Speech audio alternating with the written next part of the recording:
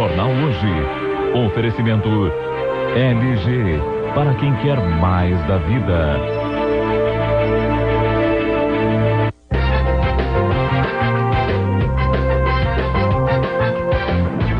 Boa tarde. O Supremo Tribunal Federal questiona o aumento de 91% no salário dos parlamentares. Por 6 votos a 4, os ministros entenderam que o reajuste tem que ser aprovado em plenário para valer em 2007. Outro sequestro chega ao fim em São Paulo. O empresário de 61 anos passou mais de 20 dias em poder dos bandidos. 3 carcereiros são baleados durante rebelião na cadeia pública de Foz do Iguaçu. Na hora de pegar a estrada, todo cuidado é pouco. O Jornal Hoje mostra a situação precária das principais rodovias brasileiras. A Líbia condena à morte 5 enfermeiras e um médico acusados de inocular o vírus da AIDS em mais de 400 crianças. E você vai ver também, 6 jovens de Santos carimbam o passaporte para a fama. Você vai conhecer a banda que está dando o que falar na Europa.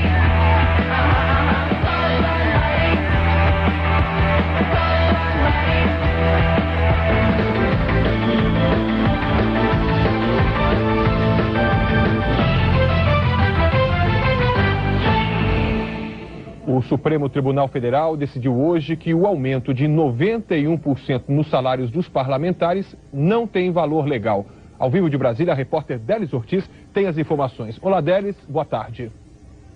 Boa tarde, Evaristo. O Supremo acaba de conceder, por unanimidade, o mandado de segurança de um grupo de parlamentares que questionou a forma como o Legislativo concedeu o aumento de 91%.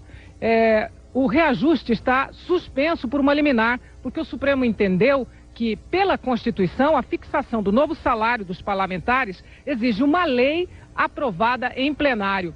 O primeiro sinal dos ministros foi no julgamento anterior, no início da manhã. E, enquanto eles julgavam, havia uma manifestação de trabalhadores no centro da cidade. Evaristo. Obrigado, Délis. Outras informações sobre esse assunto ainda nessa edição. As estradas brasileiras começam a receber milhões de motoristas que vão passar o Natal longe de casa. Nossos repórteres percorreram as principais rodovias federais e mostram que os buracos ainda formam obstáculos na maioria delas. A BR-101 é caminho obrigatório para os turistas que visitam Santa Catarina de carro. Neste trecho, a pista está cheia de desníveis e buracos. Os desvios e as obras de duplicação prometem muita dor de cabeça para os motoristas. Em Minas, essa estrada parece de chão, mas é uma rodovia federal. BR-452 liga Belo Horizonte ao Triângulo. Traguei um pneu para subir aqui e não subiu de jeito nenhum. Tá ruim para todo lado. E tá mesmo, ainda mais com esse tempo. Com o excesso de carga dos caminhões e a falta de manutenção nas estradas, o asfalto fica cheio de rachaduras, como essas aqui. A água da chuva entra por esses pequenos buracos até destruir a pista em pouco tempo. Só nesta rodovia, em menos de 10 metros, há pelo menos 6 crateras. Todas surgiram de uma semana para cá. No Centro-Oeste, quem passa pelas rodovias federais também sofre com buracos, como mostra Honório Jacometo. Caminho obrigatório para quase todo motorista que corta o país de norte a sul, a BR-153 ainda tem asfalto ruim. Em muitos pontos, o mato encobre as placas de sinalização. Em Mato Grosso, o desafio é percorrer a BR-070, entre Cuiabá e Cáceres. 200 quilômetros com muitos buracos. Uma buraqueira dessa aqui não tem como você desviar, tudo quando você vira cai no buraco, tá triste. Em Mato Grosso do Sul, a preocupação da polícia e dos motoristas é com a BR-163, que liga o estado ao sul e sudeste. Há 6 meses, o governo federal vem recapeando a BR-163. Aparentemente, a pista está bonita, em boas condições, mas alguns trechos oferecem riscos aos motoristas. Neste ponto, a nova camada do asfalto ficou muito alta. O desnível entre a rodovia e o acostamento é elevado demais. A 80 km por hora, que é o limite de velocidade permitido para esta rodovia, se o motorista precisar sair da pista, certamente vai se envolver no acidente. Agora, os perigos das estradas federais do Nordeste, com Viviane Medeiros. Buracos e sinalização precária dificultam a viagem pela BR-101, principalmente no trecho que vai da Bahia até Alagoas.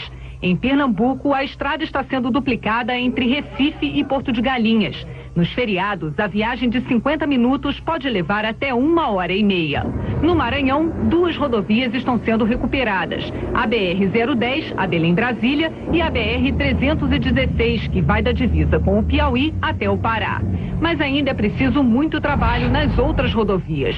É o caso da BR-135, que liga Maranhão e Piauí.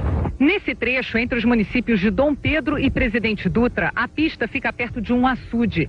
No período da chuva, que vai de dezembro até abril, a água do açude transborda e não tem por onde escoar, porque os bueiros estão entupidos. Resultado, a pista fica inundada e o asfalto é destruído. O risco de acidentes é ainda maior por causa dos animais. O Departamento Nacional de Infraestrutura de Transportes, DENIT, afirmou que mantém equipes de emergência nas rodovias e que as obras de restauração recomeçam depois do período de chuvas. Um agente penitenciário morreu e 3 foram baleados numa rebelião agora de manhã na cadeia pública de Foz do Iguaçu, no Paraná.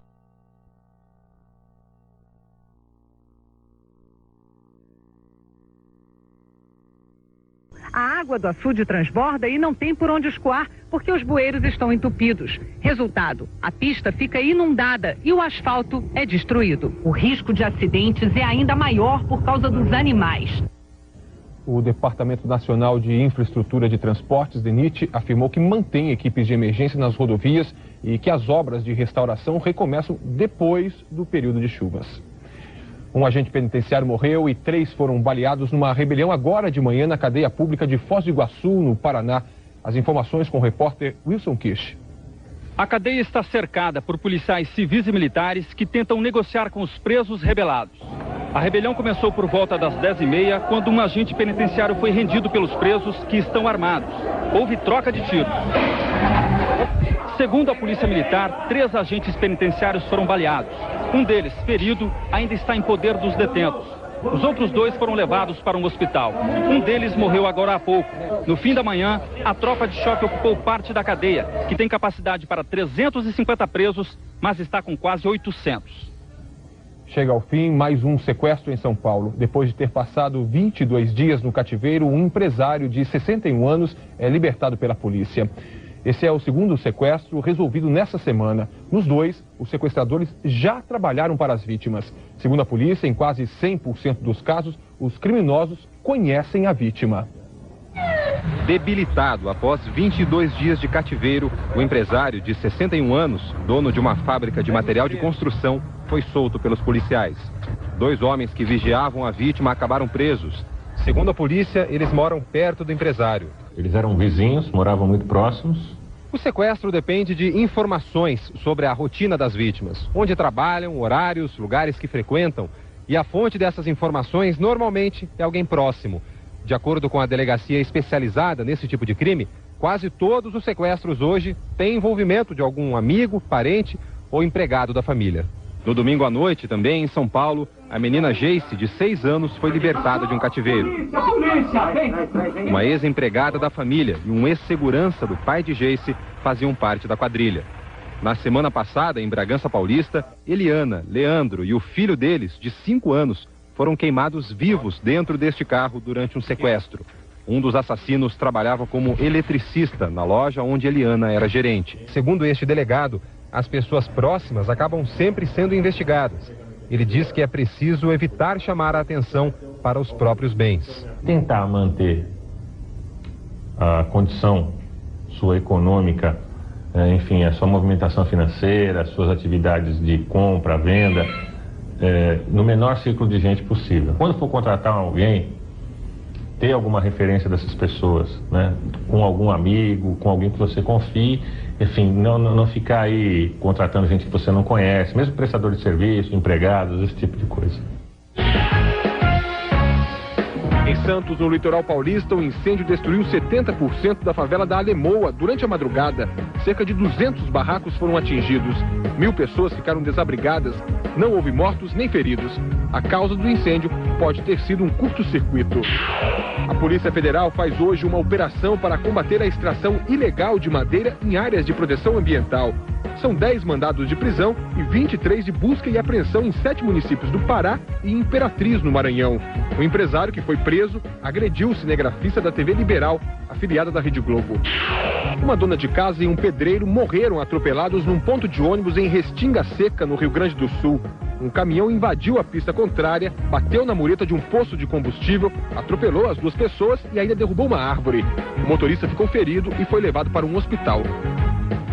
E agora a previsão do tempo: há 2 dias do verão, as temperaturas não param de subir. Flávia Freire, boa tarde. Nenhuma região escapa do calor? Não, Evaristo, de norte a sul do país, o dia hoje vai ser bem quente, especialmente no sudeste e no nordeste. No Rio de Janeiro e em Teresina, por exemplo, os termômetros devem ficar perto dos 40 graus. Tanto calor é porque tem uma grande massa de ar quente e úmido sobre o Brasil. Agora à tarde chove em quase todas as regiões. No sul, o tempo continua muito instável e está mantido o alerta para temporais. Uma grande massa de ar quente e úmido cobre o Brasil. Agora à tarde a previsão é de sol, calor e pancadas de chuva em praticamente todas as regiões. A chuva pode ser mais forte no sul, em São Paulo, Mato Grosso do Sul, Goiás e no Triângulo Mineiro. Apenas no sertão nordestino o tempo fica firme e ensolarado. As temperaturas disparam. A máxima em São Paulo chega a 34 graus. No Rio de Janeiro e em Teresina atinge os 38. O PIB, Produto Interno Bruto Brasileiro, somou 542 bilhões de reais no terceiro trimestre deste ano. O acumulado em 2006 chega a 1 trilhão e 500 bilhões de reais. No mercado financeiro, o cenário internacional faz a Bovespa operar em baixa. O dólar é cotado a R$ 2,15. O euro vale R$ 2,84. E a seguir, você vai ver como foi a sessão do STF que questionou o aumento de salário dos parlamentares. Na Líbia, 5 enfermeiras e um médico são condenados à morte sob acusação de contaminar centenas de crianças com o vírus da AIDS. No Recife, uma exposição celebra o nascimento de Jesus em presépios de todos os continentes.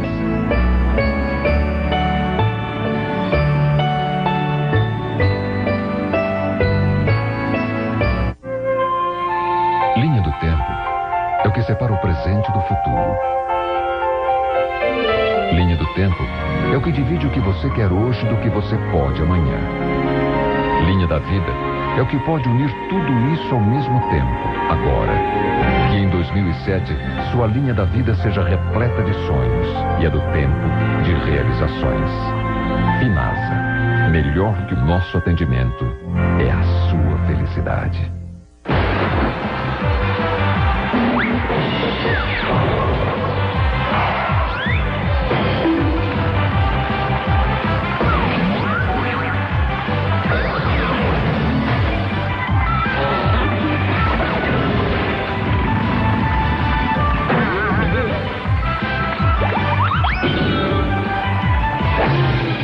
Caiu, bateu, doeu, passa Gelol que passa.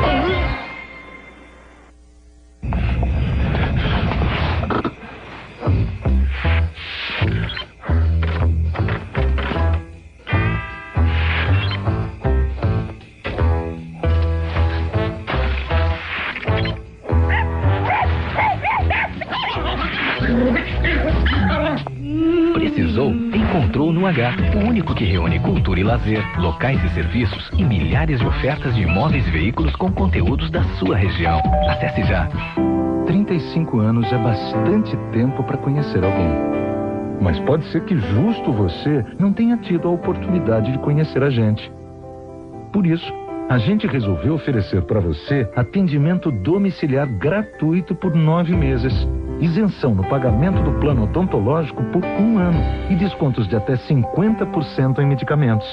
Faça você também um plano Golden Cross. Ligue 4004-2001 ou consulte o seu corretor.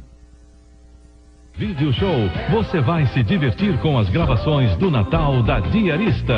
Cristiane Torlone fala sobre as emoções da nova minissérie brasileira Amazônia.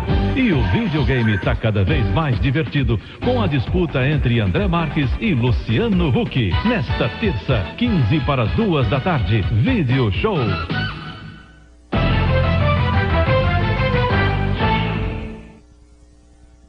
Qualquer aumento salarial de parlamentares tem de ser aprovado pelo plenário da Câmara e do Senado. É o que diz a decisão tomada hoje pelo Supremo Tribunal Federal. Manifestantes da Central Única dos Trabalhadores pararam o trânsito na esplanada dos ministérios para protestar contra o aumento salarial dos parlamentares. Na Praça dos Três Poderes, o Supremo Tribunal Federal julgava a questão.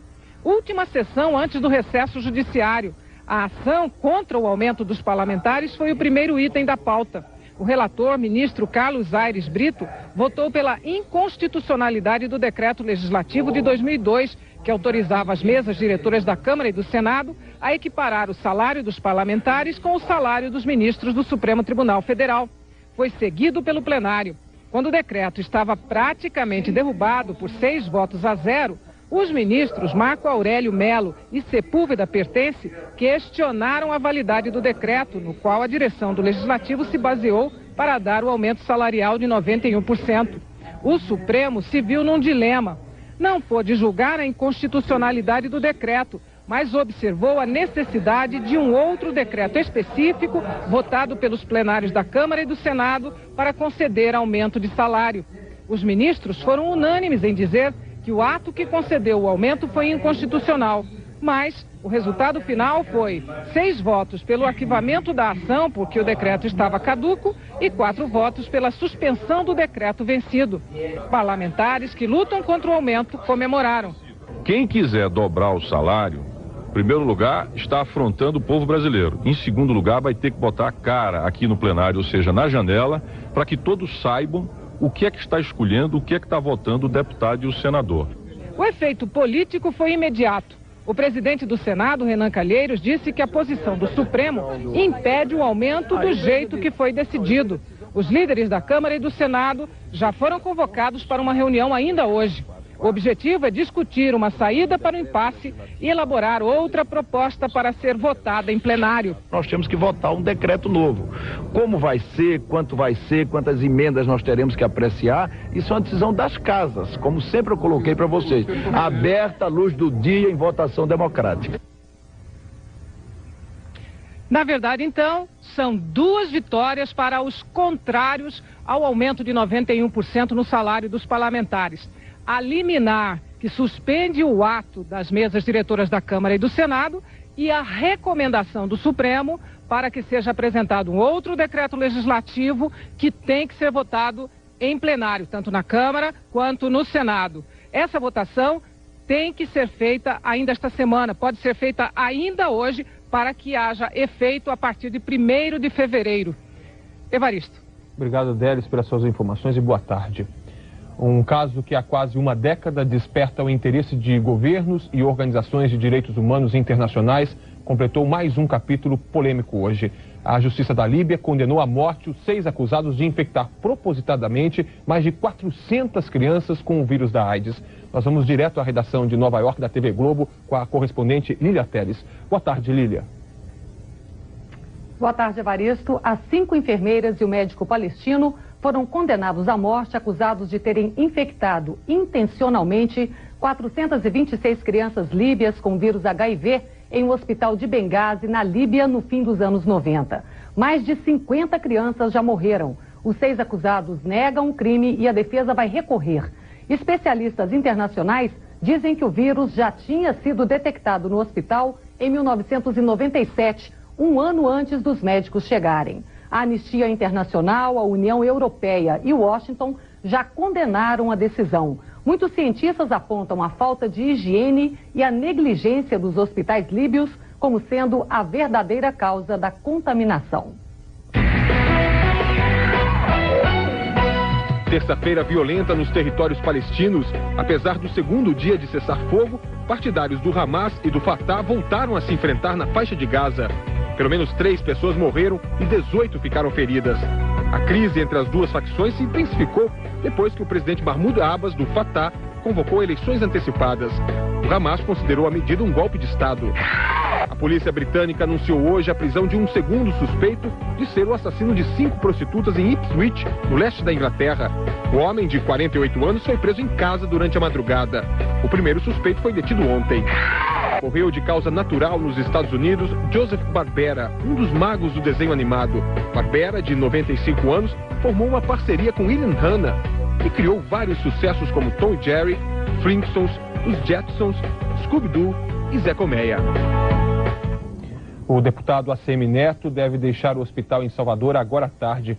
Ontem, o parlamentar baiano foi internado às pressas depois de ter sido esfaqueado.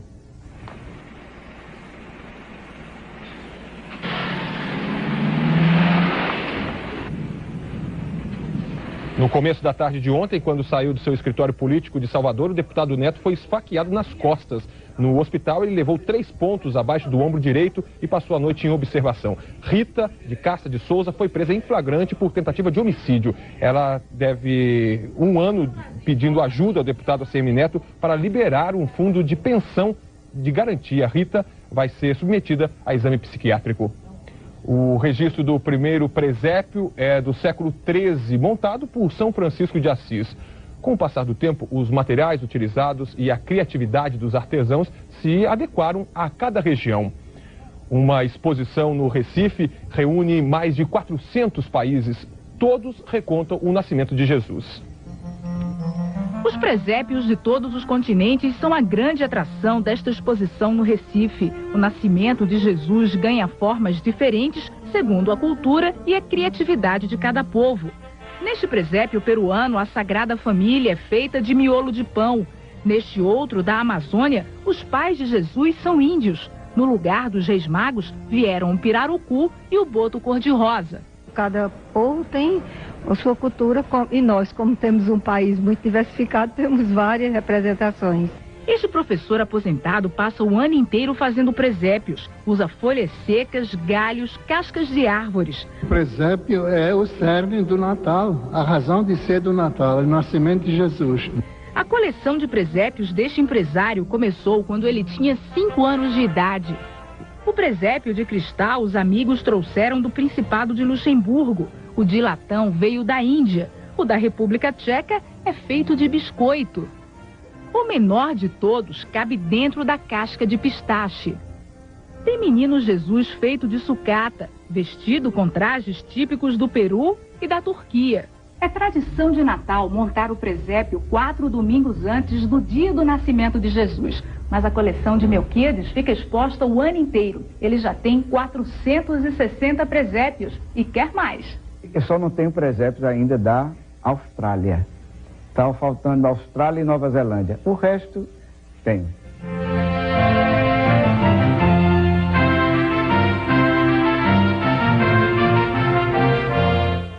E você vai ver a seguir, heróis colorados são recebidos com festa em Porto Alegre.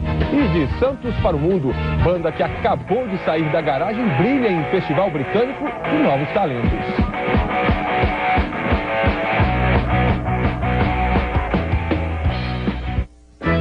Que tal a gente tomar um bom vinho? Vinho? Olha essa linguicinha. Linguiça. Olha o macarrão! Se você anda fugindo das coisas boas, o remédio é Epocler. Epocler deixa você de bem com a vida. Pra ajudar na digestão, Epocler é muito bom. Com Epocler é só alegria. Unforgettable, that's what you are. Unforgettable, though near or far. That's why, darling, it's incredible that someone so unforgettable. Seja única, seja Gold, seja Niele Gold. Chegou o novo Niele Gold Chocolate. Cabelos tratados como você nunca viu. O Net Virtua e o telefone dos Nets foram escolhidos pelos leitores da revista Info como os melhores do ano. E aí, tá esperando o quê para ser um Net? Para tudo e liga pra gente. Assine Net Virtua com 2 mega por R$ 39,90 e leve grátis até 1 ano de franquia do telefone dos Nets. O Natal de Natanael, a Mulher Gigante e a Família Sujo. Agora em DVD. Papai Noel serve pra trazer presente. Papai Noel serve pra... À venda na Casa de Cinema e pelo site casacinepoa.com.br. Natal sem desculpa, Casas Bahia. Amanhã não tem desculpa pra não comprar. Tem juros pela metade sem entrada. Ou seja, a menor prestação, olha só. Tá fácil aproveitar esta lavadora Consul por R$ 49,90 mensais com juros pela metade sem entrada. Agora olha esta lavadora para sempre 10 quilos, só R$ 99,90 mensais com juros pela metade sem entrada. Quer mais? Tem micro-ondas Consul por R$ 299 à vista ou com juros pela metade sem entrada. É a menor menor prestação. Natal sem desculpa. É só aqui nas Casas Bahia.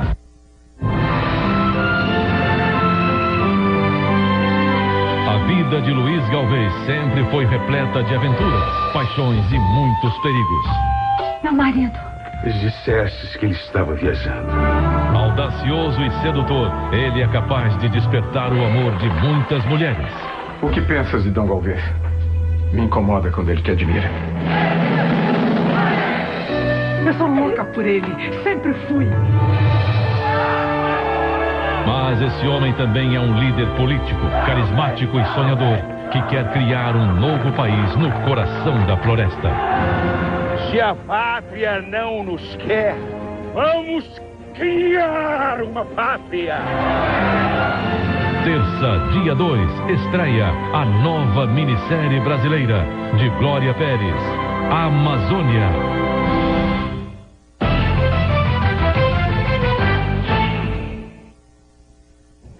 Mais um dia de festa colorada no Rio Grande do Sul. Chegou um momento tão esperado pelos torcedores do Internacional. Os campeões do mundo já estão no Brasil. A repórter Carla Fachin fala ao vivo da base aérea de Canoas, região metropolitana de Porto Alegre. Boa tarde, Carla. Boa tarde, Evaristo. Os campeões do mundo já estão no Rio Grande do Sul. Eles desembarcaram aqui na base aérea de Canoas. O primeiro compromisso foi receber uma homenagem do governador do estado, Germano Rigoto. Agora eles estão subindo em 2 caminhões dos bombeiros que vão levar os jogadores até Porto Alegre. A festa com a torcida será no Beira-Rio, onde está o repórter Fernando Becker. Olha, aqui no estádio Beira-Rio o clima é muito quente, não só pelo calor, mas pela empolgação do torcedor. Neste momento, temos aproximadamente 15 mil pessoas. A expectativa é de estádio lotado, ou seja, 55 mil torcedores à espera dos campeões mundiais. Evaristo. Obrigado, Fernando. No mundo do rock, sempre há muita ansiedade para descobrir qual será a próxima sensação. Este mês, uma jovem banda de Santos, litoral paulista, realizou o sonho de muito roqueiro: tocar em Londres. O grupo brasileiro conquistou o 3º lugar num concurso mundial de revelações, a Sweet Cherry Fury, rock feito do Brasil para inglês ver.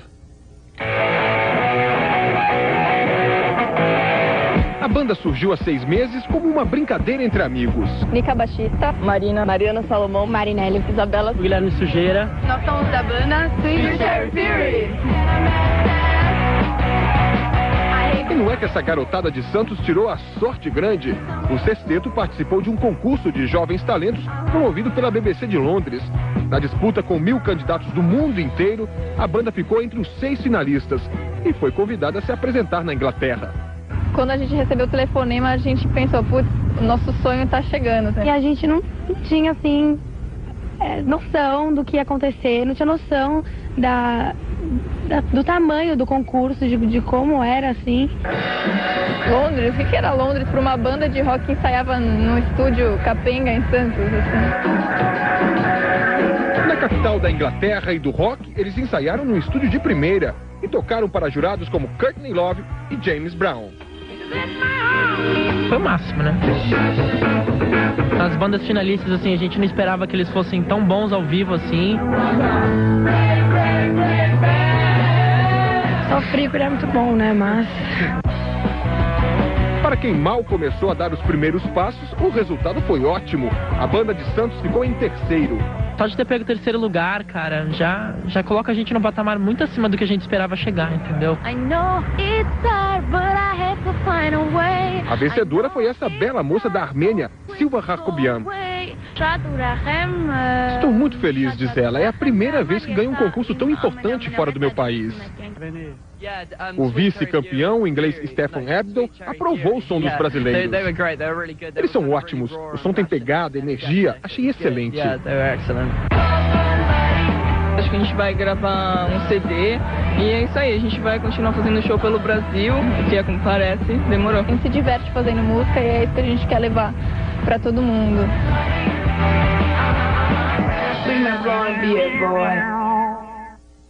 Os participantes da banda Sweet Cherry Fury vão conversar com os internautas. O bate-papo começa já na nossa página na internet. O Jornal Hoje fica por aqui. Outras informações no Globo Notícias às 8h15 no Jornal Nacional. Uma boa tarde e até amanhã.